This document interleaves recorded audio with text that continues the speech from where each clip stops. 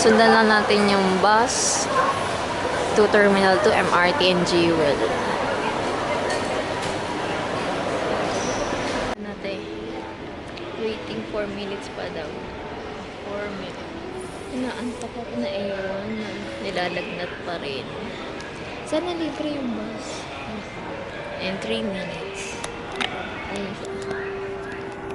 May ganito. Para alam nyo kung ano yung next bus arriving.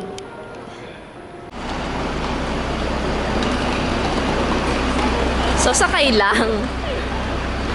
Sakay lang kahit di mo alam kung may bayad o wala.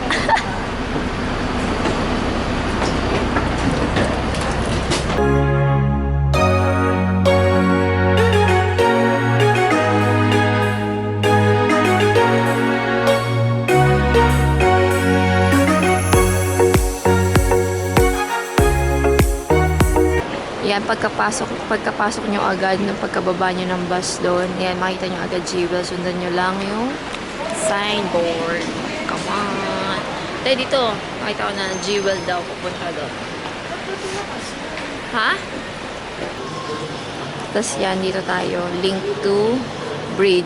bridge at level 3.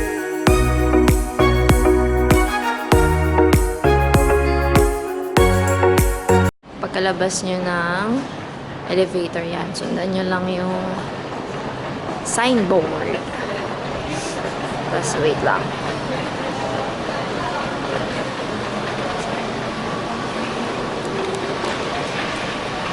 Harap ko na sa akin kasi nahirapan ako. Baka sabihin nyo lagi ako nagsasalita pag hindi ako nakikita. Kasi shy ako. Ay, may ganun pa. So, yan. Meron ulit signboard doon. So, sundan lang yun. Madali lang. Tapos dadakay sa ganitong magandang bridge. Ito yung link bridge na tinatawag. Lamig. Ang ganda ng view.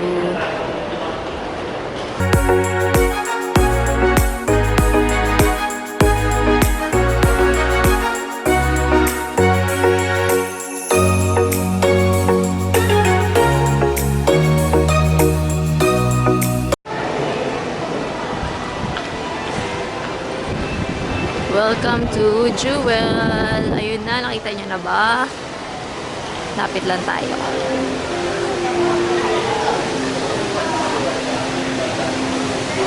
Ayun na siya.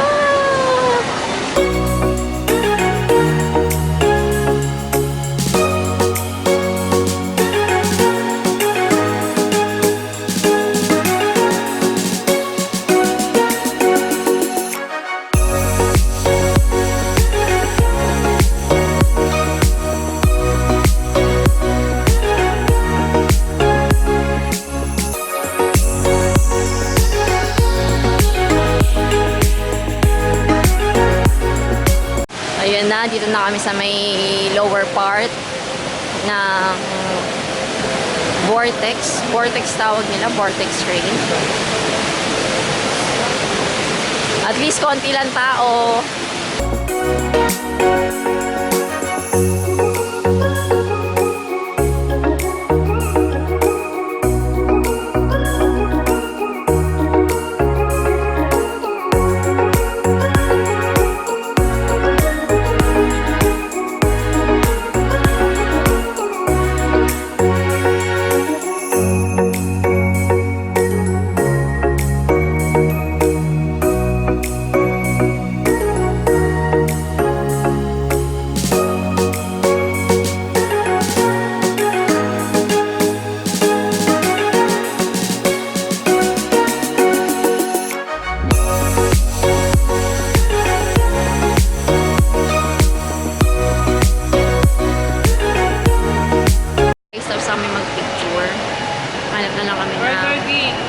Makakainan.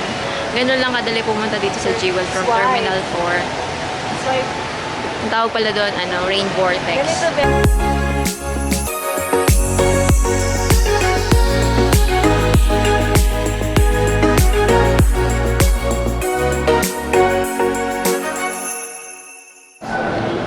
So, dito kayo bibili nung tourist pass for 3 days only. Finally, nakita na namin. Ang init dito, grabe.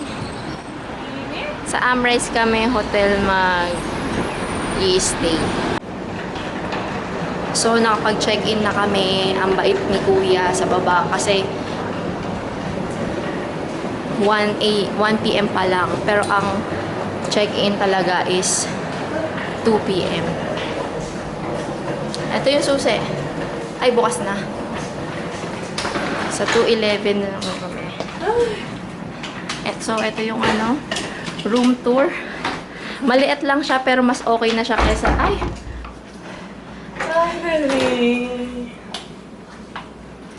Mas okay na to kaysa yung mga nakikita naming dorm type. Yan, room tour, bed lang, tapos CR, then shower. Oh, meron tayong free water and coffee, tas may initan pa, tas may maliit na TV.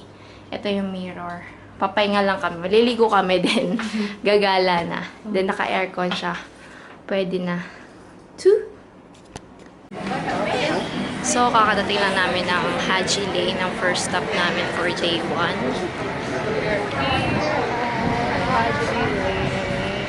Ang init, shit. Mas mainit pa sa Pinas.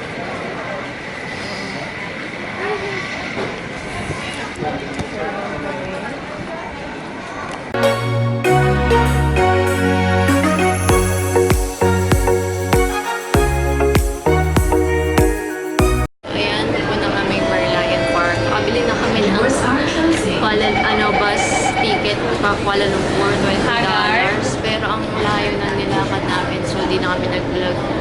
So, ito yung app na ginagamit namin. Ito siya. Yan. Singapore, download nyo na lang. The doors are closing.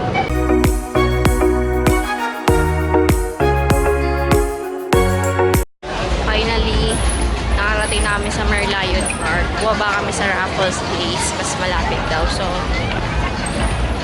sundan nyo lang mga tao kasi madaing tourist ako pupunta dito para hindi kayo malita. Ito yung baby Merlion. Then, ito yung famous Merlion. Siya yung parang pinakamalaki siguro dito. Ay, hindi pala. Sa Sentosa pala yung may pinakamalaki. Pero ito kasi siya yung free lang dito. Tapos Marina, Bay Sands, daing turista. Saturday kasi ngayon. Mama talaga tayo. Oo. Ang init, grabe. Anong oras na ngayon?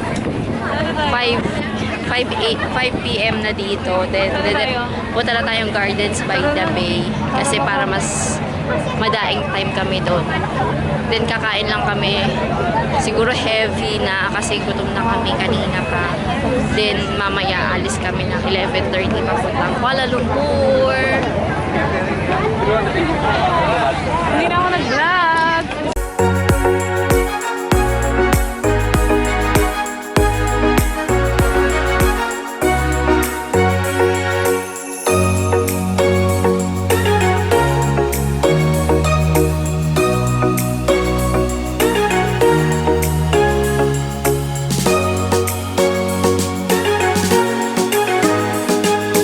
Kami kumain para siyang isang mahabang stall papuntang Helix Bridge. Tapos bumili kami dito ng sati. Ay, bumili kami ng drinks doon. Like sila service water din. Ito yung sati. Tatry namin. Kasi ito daw rice daw to. Pero ang konti niya for $9 lang to. Tapos 10 pieces na siyang stick.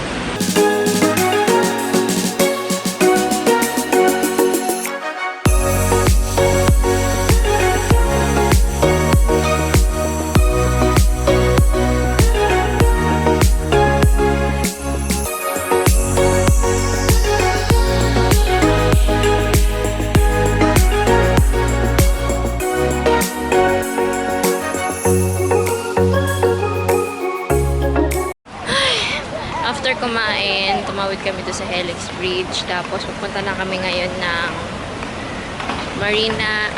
Gardens by the Bay. Ang layo.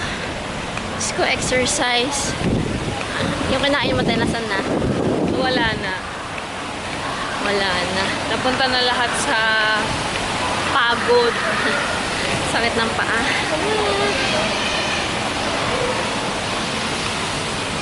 Parang may event ngayon dun sa may Merlion Park. May parade. Tapos dahil nag-aabang na mga professional photographers. Ano kaya yun? Pero baka di namin maabutan kasi nasa Gardens by the Bay kami.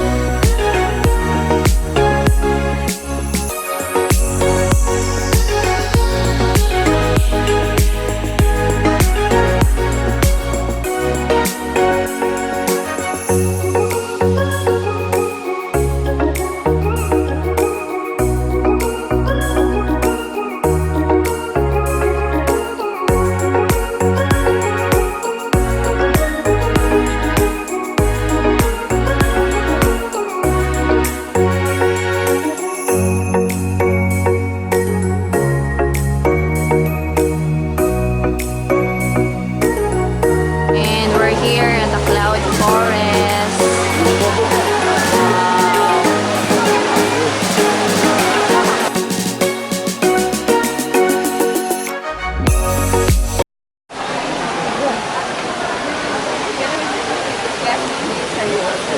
Ito yung cloud walk na tinatawag.